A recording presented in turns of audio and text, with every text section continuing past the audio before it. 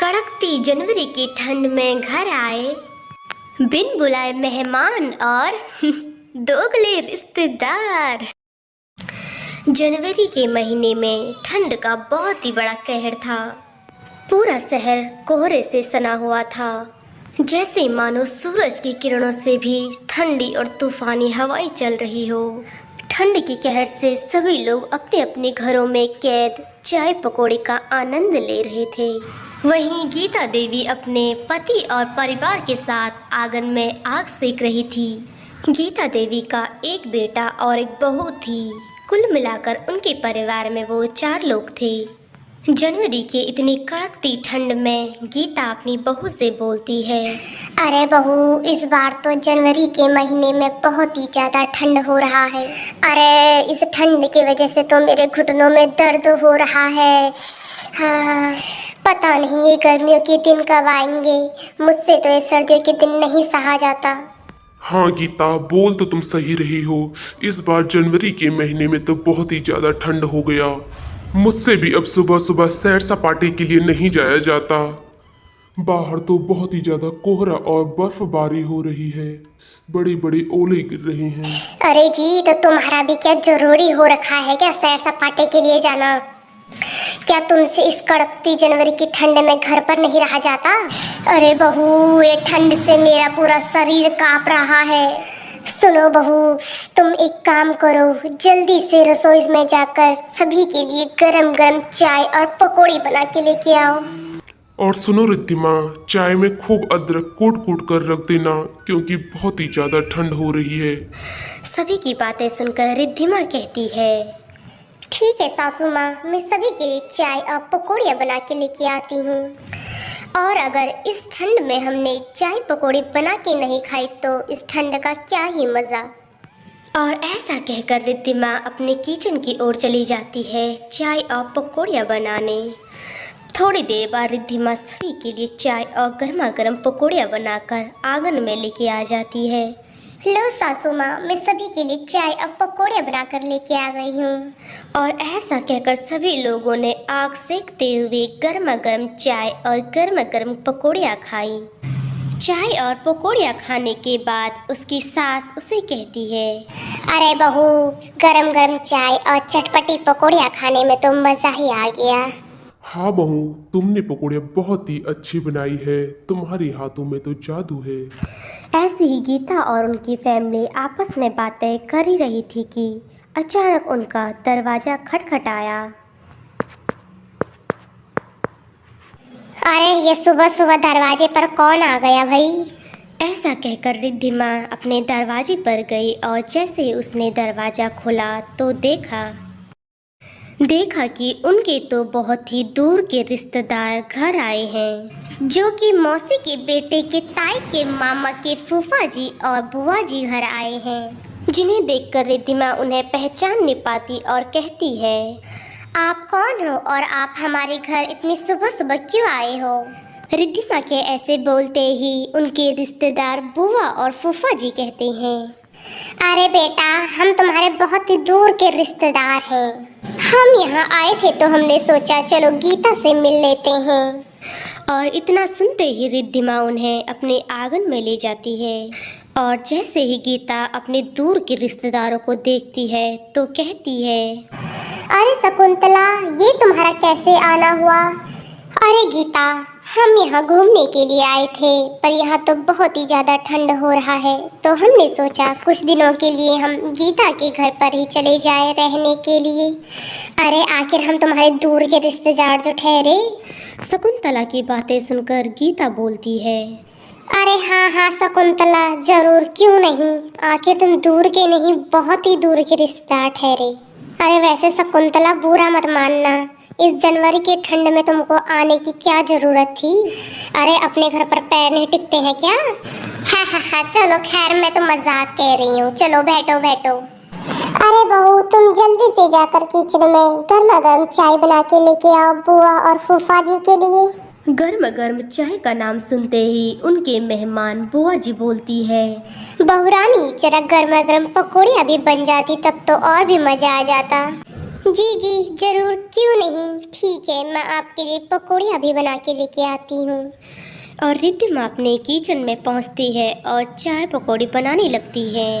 चाय बनाते बनाते वह बोलती है, अरे यार, ये क्या आफत है। एक तो जनवरी में इतनी ज्यादा ठंड हो रही है, फिर ऊपर से ये बिन बुलाए और दोगले मेहमान घर पर आ जाते हैं, और वो भी एक दिन के लिए नहीं, 3-4 दिन के लिए। और ऐसे ही रिद्धिमा बिन बुलाए मेहमानों के लिए चाय और पकौड़ी बनाने लगती है। चाय और पकौड़ियाँ बनाकर वह सबको देती है। घर पर आई बुआ खूब चाय पकौड़ियाँ खाती है। बुआ को पकौड़ियाँ खाता देख गीता बोलती है, खाओ खाओ शकुंतला, ठूस ठूस के खाओ, कभी खाया भी तो नहीं होगा ना तुमने।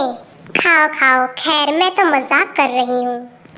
ऐसा सुनकर उनकी मेहमान बुआ बोलती है, चाय पकौड़ियाँ खाने में तो मजा आ गया, पर अब हम यहाँ कुछ दिनों के लिए रहने के लिए आए हैं, तो इसलिए हमारी खाने पीने और रहने की व्यवस्था अच्छे से की जानी चाहिए। हाँ हाँ, क्यों नहीं शकुंतला, तुम आए बिन बुलाए मेहमान हो तो हमें व्यवस्था तो करनी ही पड़ेगी। खैर मैं मजाक कर रही हूँ। शकुंतला, तुम सभी लोग आपस में बातें करो, मैं और बहू तुम्हारे खाने पीने और सोने की व्यवस्था करते हैं। और ऐसा कहकर दोनों सास बहू कमरे में चले जाते हैं। तो रिद्धिमा कहती है, सासू माँ, ये क्या हो रहा है। एक तो जनवरी में इतनी ज्यादा कड़कती ठंड हो रही है, ऊपर से ये बिन बुलाए मेहमान आ गए। अब इतनी सारी व्यवस्था कैसे होगी। हमारे पास तो कंबल भी नहीं है और खाना भी ज्यादा नहीं है। जिसे सुन उसकी सास भी उसे कहती है। ऐसा सुन उसकी सास भी उसे कहती है, अरे बहू, पता नहीं कहाँ से टपक गए ये दोगले रिश्तेदार। अरे बहू, ज्यादा चिंता लेने की जरूरत नहीं है, जितना हमसे हो पाएगा उतना ही हम करेंगे।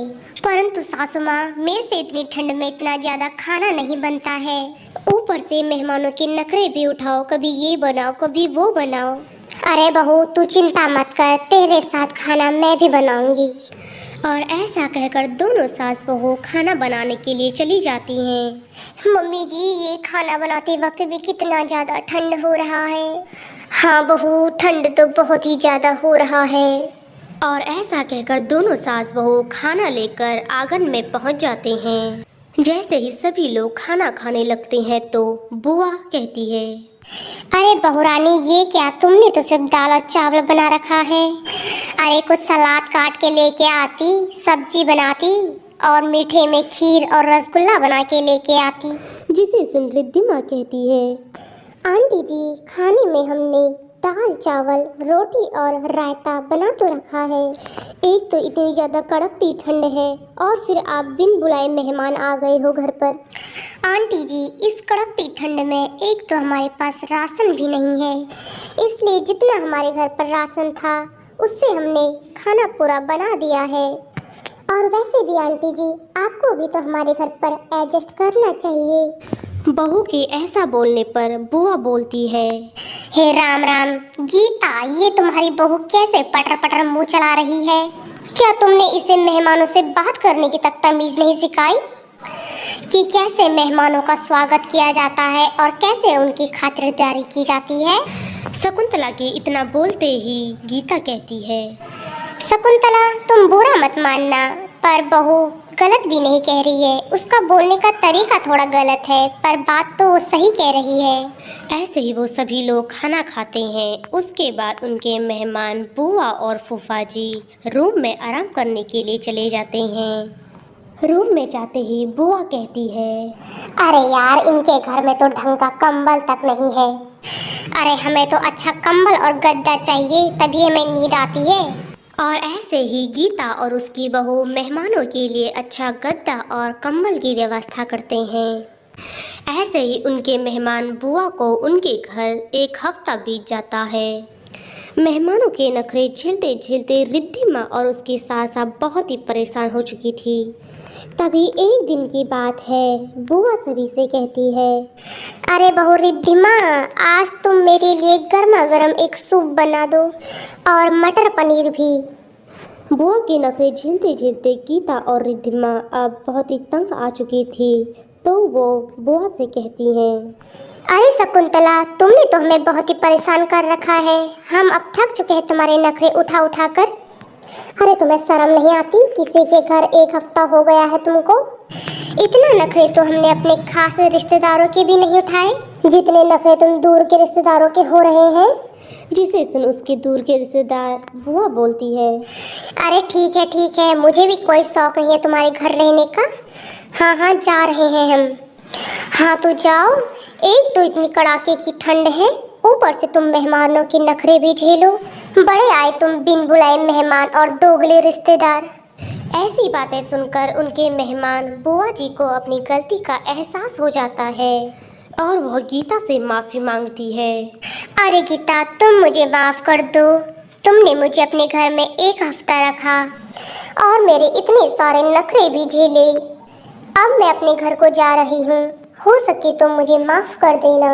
और ऐसा कहकर बुआ और फूफा जी अपने घर को चले गए।